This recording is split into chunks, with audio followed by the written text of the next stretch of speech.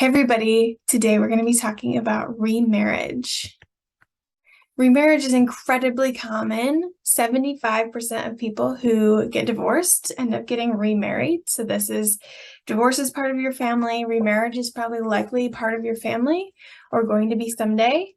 And interestingly, most people don't use more caution when thinking about who to get married to a second time after that first divorce.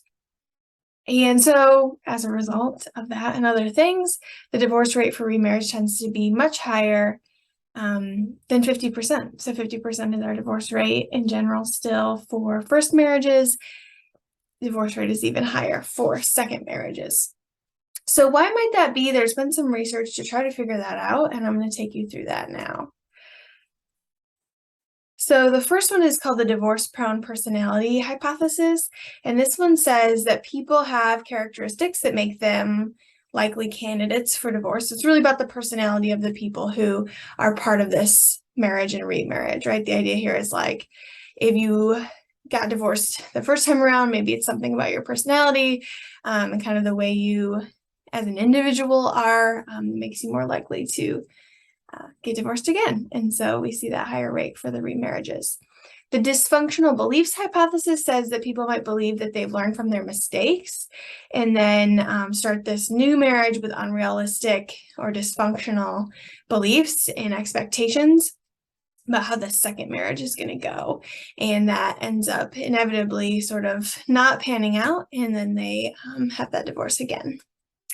The remarriage market hypothesis is about who is available for remarriage, right? You're typically older. The types of people who are also single, right, and able to marry are maybe different than that first time around. So it might be that there are not as many desirable partners or people who also have issues maybe with commitment or, personalities that aren't compatible with marriage. So that one's about the market, the available partners. The training school hypothesis says that people in that first marriage learned basically sort of dysfunctional negative behaviors. So they maybe developed problematic behaviors and patterns of interacting in the first marriage, and then they bring those with them into that second marriage. So the first marriage was their training school. Obviously, it didn't work out, and so we're going to see some issues in the second marriage. The willingness to leave marriage hypothesis just is basically the idea that, like, clearly if you've been divorced, for the most part, like, you have this willingness to divorce, right? Whereas some people stay together no matter how unhappy they are. People who've been through divorce have done it before, and so they are more likely to be willing to do it again. So that's the willingness to leave marriage hypothesis.